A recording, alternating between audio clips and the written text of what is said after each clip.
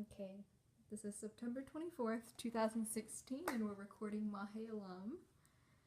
So, I'm just going to ask you a few questions about your background. So, what country are you or your family members originally from? We're from Dhaka, Bangladesh. And I don't know if you know where that is. A little small country next to India. Yeah. So, why did you or your family members leave this country? Opportunity. I was little, so I don't really remember much of it, but my family wasn't like the most well-off family or even close to being well-off. My dad moved here when he was like 18, I think. Started working and just trying to provide for his family back home and stuff and just grow, I guess. Okay. So, what were the conditions in the country when you left? I was a lot of poverty. I was 4, so I don't really remember much of it. But looking back, and like since I can kind of look back on it now and understand poverty, our house, like most of the houses there were little tin houses or had like tin roofs, and there was no like actual buildings and which they like, and our infrastructure wasn't that great. The country was pretty poor, but So who came with you when you immigrated, and who did you leave behind? I moved here when I was 4, so my dad moved here when he was, I believe, like 18, worked, and then finally like went back, married a woman, a mom, and I wasn't allowed to move here till 4 years, I think, since when I was 4, because he had to get his citizenship and then apply, and then we could go and do all that legal stuff. But I moved here with him and my mother, and I literally left every single person I knew other than them two behind. So I didn't have anyone when I moved here. What changes in lifestyle did you make when you came here? Well, first of all, apartment place that we lived in, I had a carpet, so it's kind of cool. Like my feet were never cold. But we had, like, living wise, we had a nicer house, or I guess we had an apartment, but we had heating and air conditioning. We had good, clean water. I had a car to get places, which was cool. I had a toilet. That's really toilet's a really cool invention. Don't take it for granted. We did not have one of those back home. But what was the question? Did I answer it? Yes, it's just what lifestyle or what changes in lifestyle did you make? It was a lot more comfortable, in short, from over there. But I still miss it sometimes. What was your first impression of the United States? Has this initial impression changed over time? There's a lot of white people here. I'm just kidding. It was really welcoming at first, honestly. I thought, I didn't know anyone. I couldn't speak the language at first. But I was a little child, so I didn't really understand it all. It just seemed like a new journey. But when I finally grew and understood and met people, it was a very welcoming country, honestly. Everyone was nice, and it was great. Like, I was still young, so I didn't really have anything to compare it to. But other than that, yeah, I would say it's just welcoming. People here are great. Have your thoughts changed since you've been here? I think people just everyone just misunderstood. There's just a lot of confusion in the world. I'd still say people are great. Growing up, I've dealt with some adversity, nothing crazy, but it happens. There's differences in the world, and people are scared of what they don't know. What are some of the differences or similarities you've noticed in the cultures here and in your home country? Food. Everyone loves food. Cultural differences. I would say people over there are a little bit more inviting or attached. When you go somewhere, for example, if you go to someone's house, they won't let you leave without drinking a cup of tea or something. It's disrespectful, and it's for some reason, if you go somewhere, they'll make you eat or drink something before you go. To here, it's when I went to a friend's house or something, their parents. If we got to a point where we were close, their parents would treat me like their kids well, but they would never be like, "Hey, eat this or that." Just you go there and you just be part of the home. If you want something, you just go to their pantry and eat. But for the most part, I mean, the people are honestly pretty much the same. Just cultures are, other than food and the main religious things that are different between them. The cultures are honestly very similar for most of the time. So, how would you say you were treated when you first arrived to the United States? I was a little kid, so I don't really remember much of it. And, no one's gonna treat a kid badly, I guess. So, Mm-hmm. but like, I was welcome to like, even when I was growing up, going through elementary school, like I made friends fairly easily. We had fun. We talked about sports, whatever. Joked around, got in trouble. Just it was welcoming. How would you say you're treated now? Uh, it's changed a little bit actually. People are just I don't know. It's still pretty much the same for the most part, but in certain places, people look at me differently or this and that. My beard and like my facial hair kind of bothers people since a lot of the religious tension nowadays. My parents want me to shave because they don't feel like I'm safe, but it's me. Something I like, so I'm not gonna do it, and I believe in. Mm-hmm. So, would you say that you've ever experienced any type of discriminations or racism due to your culture or ethnicity? And if so, what happened? Most of it's been like jokes and stuff throughout school, but I wouldn't say it's anything majorly serious.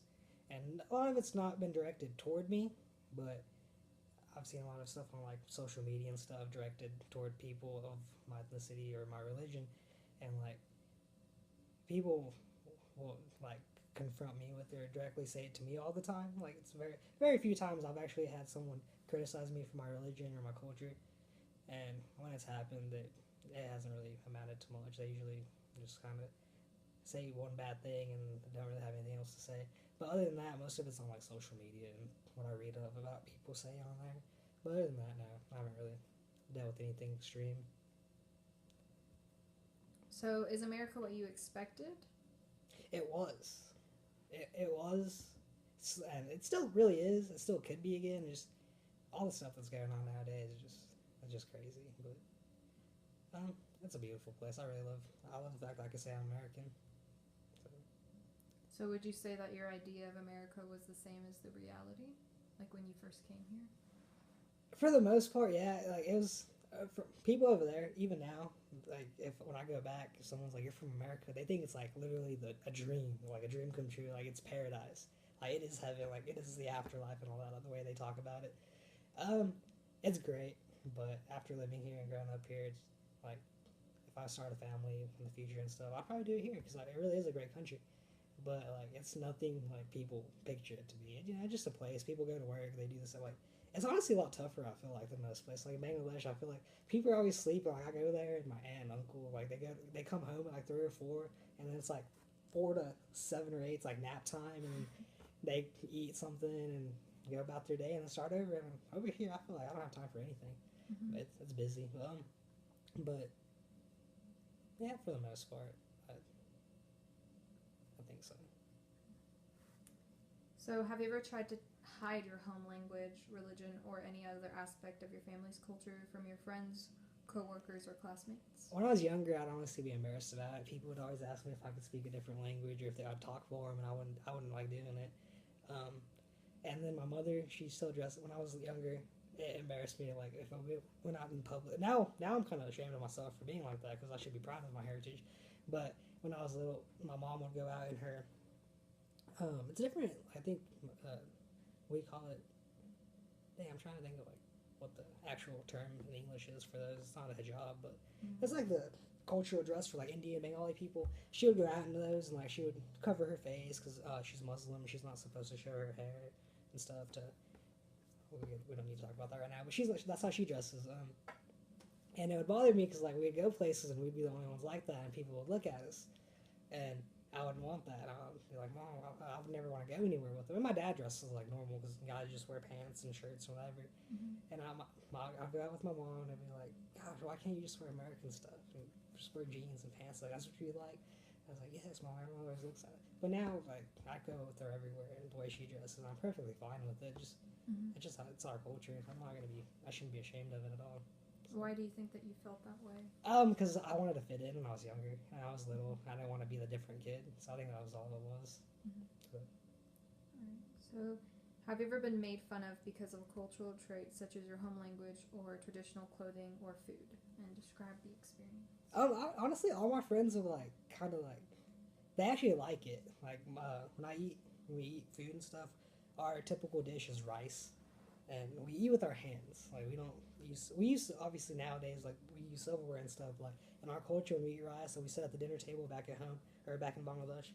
We all sit down and we get our curry or rice or whatever, and we eat with our hands.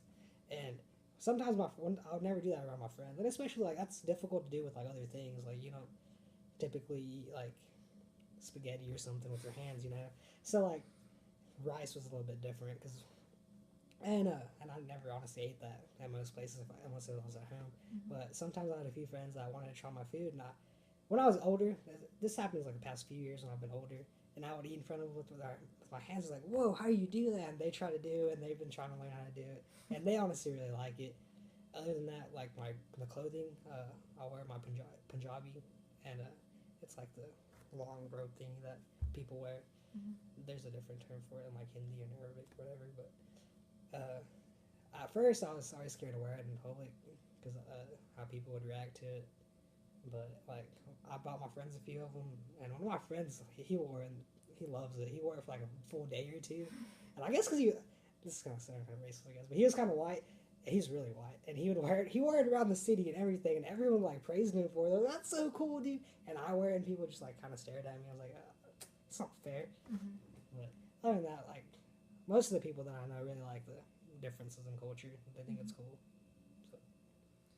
So, what situations can you think of that force or encourage people to give up parts of their identity? Wait, say that again.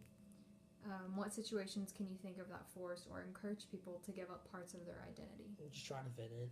Like if you, like I said, when I was little, I was in a new place, and I wanted to be like everyone else. I didn't want to be the odd kid out, and that's kind of one reason I didn't want to go out in public with my mom when she was dressed like that, or I didn't want to talk in my language, or I didn't want to do this or that. I was already kind of not the same as everyone else, so I didn't want to do anything else that would keep me from being like the rest of them. So that's kind of the one factor, is just to fit in, to be like everyone else. So, do you have any food habits or rituals that are specific to your culture? I still eat rice every day. Like it's a typical meal for us. We eat that rice and like curry, like it's like beef, chicken, whatever. It's like a little thing of like chicken gravy or beef and gravy, and you just mix it with rice. And I typically eat that about every day. Other than that, culturally, I guess how we pray. We have to pray 5 times a day. We don't typically end up getting all 5 of them in. Should. And going to mosque to pray, which is actually kind of cool because we have one in Amarillo. Actually, we have 2 now, I think. And other than that, culturally, can't really think of anything else. And Texas is actually a really cool place because, like, one of the things that as Muslim people we do, like, we have to not necessarily hunt, but when we get a cow, beef, whatever we need, the food we need, we have to. It has to be this thing called halal, and it has to be like. It has to be like when it's killed, it has to be named like the name of like food and like for God, and like it has to be for like a purpose, and then we can eat it. And so we have to do that. But like my parents would be cutting like chicken or something in the backyard, which is kind of normal in Texas because people are hunting and doing whatever all the time and cooking and skinning cows and stuff, like animals and stuff all the time. So that's kind of normal. Like one time I went outside, my dad was like cutting up some meat in the backyard, and I was like, "What the heck are you doing?" People are gonna. I was like, "Oh wait, we live in Texas. It's cool. Like people do that all the time." So, do you think that you would teach your native language to any children that you have?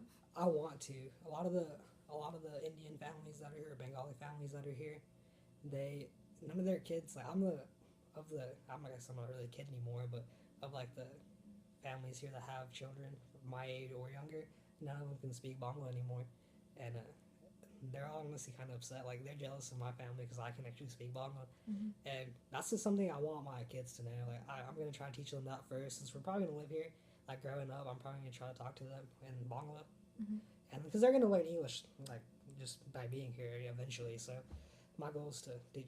That's something I feel like they should know, and not just because they might never use it. Say they don't even want to go to Bangladesh. That's up to them when they're older. But I think it's honestly a really cool thing to be able to do. Just have another language. I want to learn more. I used to be able to read and write Arabic, and I kind of forgot, and it kind of bums me out. But it's a really cool trait to have. Just be able to communicate. And when you learn Bangla, you can honestly kind of understand a few other, like you can understand Hindi or Urdu a little bit, and Arabic's a little. You might be able to get a little bit of Arabic here and there from being able to know Bangla, but it's really cool. I definitely want to teach them that. And how would you feel if your children married outside their ethnic group or culture? That one kind of touches home because I grew up here and I am supposed to have an arranged marriage, and I don't know how I feel about that because growing up in our culture, dating and stuff isn't very as common. You know, you would grow up, go to school, your parents think your time to get married is, or you're of age. They start talking to other people.